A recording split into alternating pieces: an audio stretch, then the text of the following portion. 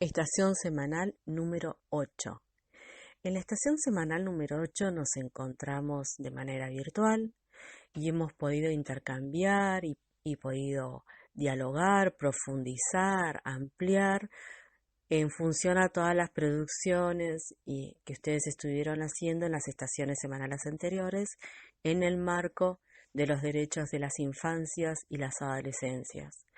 En ese recorrido histórico en el que empezamos desde 1959, en el mundo entre guerras, un cambio de paradigma en las ciencias sociales, aquellas primeras, este, primeras impresiones que teníamos sobre la Declaración de los Derechos del Niño, por qué en ese momento lo hemos hablado y hemos comenzado ahí un recorrido que nos lleva a estas dos resoluciones del Consejo Provincial de Educación vigentes, que son las resoluciones 144/7 y la resolución 611/7, que tienen que ver con el protocolo de actuación sobre maltrato infantil en las escuelas en todas las modalidades y niveles del sistema educativo en la provincia de Neuquén. Dijimos que era necesario, es una obligación en la tarea docente utilizarlas y activar el protocolo en las situaciones que ameriten, ¿no? Y una obligación en términos no de imposición, sino de poder comprender cómo llegamos a tener esas resoluciones en el Consejo Provincial de Educación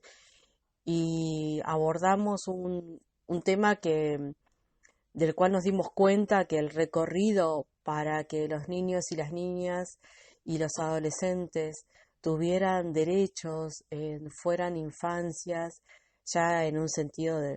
más complejo, ¿no? Como una categoría social en construcción, ha sido un camino muy difícil, un camino que ha llevado muchísimo tiempo, un camino en el cual hemos perdido muchas infancias y muchas adolescencias. Eh, no podemos pensarnos los docentes como aplicacionistas de leyes y marcos regulatorios sin comprender, sin haber visto la historia, sin haber pasado por ese recorrido que hicimos y comprender por qué es necesario, por qué debemos activar los protocolos cuando la situación así lo amerita y cuando entendemos en el colectivo de trabajo, en el colectivo de la escuela, junto a los directores, que la situación que estamos viendo implica la utilización del protocolo.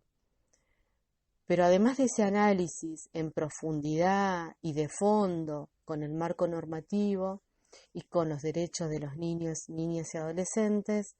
dijimos que nuestra tarea y nuestra contribución para una sociedad más justa no acaba allí, no termina en la activación de un protocolo, que es una tarea que hay que hacerla y que es importante y que tenemos que entender que somos parte de un sistema y que somos parte de, de una tarea que tiene que ver en este momento y en esta actualidad nos llega a una responsabilidad y una obligación de realizar la denuncia, ¿no? Pero también saber que no termina ahí, saber que la contribución que tiene la escuela para una sociedad más justa es, bueno, es una contribución muy bella, porque la escuela es un refugio. Y es un refugio no en el sentido de caritativo, ¿no? No en el sentido de, de tratar de pasar un momento más o menos y bueno, y tratar que esas horas sean un poco más llevaderas. Un refugio en términos de saber, de aprendizaje, de construcción de subjetividades poderosas, de, de ánimo a que esos niños y esas niñas conozcan otros mundos posibles, se vinculen de otra manera con otros adultos y con otras adultas que le ofrezcan escucha activa, que les propongan ser partícipes activos en la construcción de conocimiento en el aula, en la construcción de propuestas, ¿por qué no?, también en el aula. Y Y a esto me refiero a nada nuevo para ustedes, ¿no? Lo hemos hablado. Me refiero a propuestas de docentes que tengan que ver con poner a los niños en el centro, ¿no? Del aula, en ponerlos como activos, como productores, eh, sabiendo que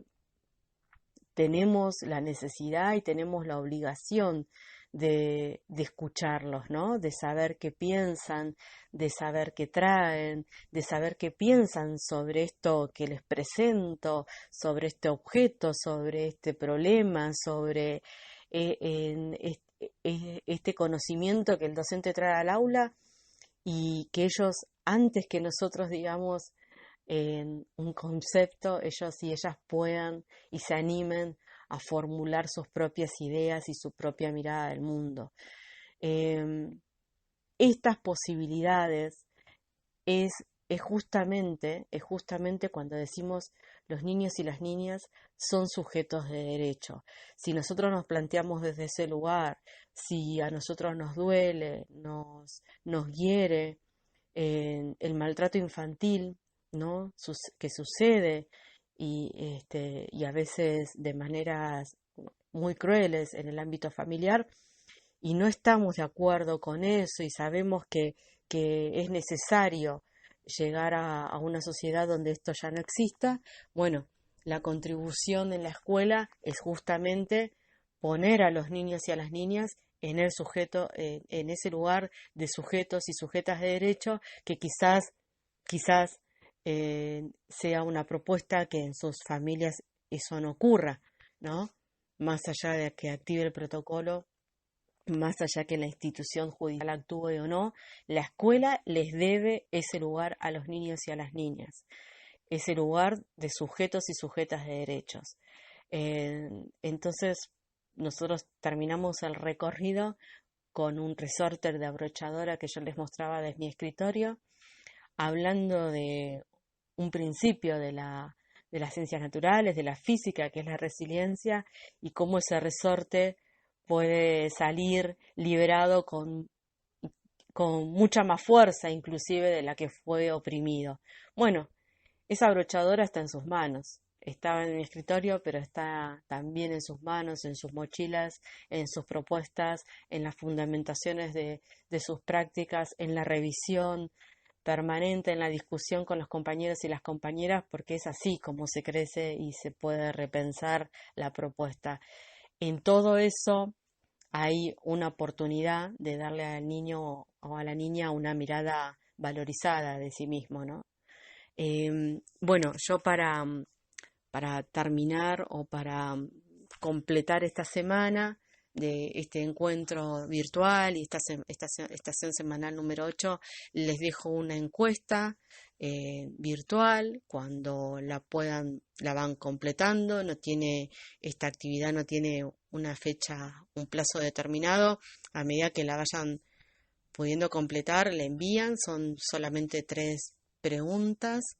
que les dejo allí y a mí me va a servir muchísimo, nos va a servir muchísimo porque con lo que ustedes respondan vamos a volver sobre eso ya más al final de la cursada, así que les dejo esa encuesta y además me gustaría cerrar esta semana como quizás como la empezamos en ese recorrido histórico allá por 1959 cuando se firma la Declaración y leíamos que en 1930 maestros y maestras ya miraban a los niños de otra manera, aún sin la declaración firmada, ¿no? ¿Cuánto habla esto, de esto que venimos hablando desde el principio, que las leyes lamentablemente llegan tarde, lo que moviliza las leyes son movimientos sociales de lucha y bueno, les leo entonces y les comparto esto que fue escrito por allá, por 1930, y dice, poco a poco se fueron despojando del falso ropaje con las que las había vestido la escuela normal. Dulcificaron su voz y la mirada. Se sentaron entre los niños para conversar con ellos y para escucharlos conversar. Olga y Leticia Cosentini.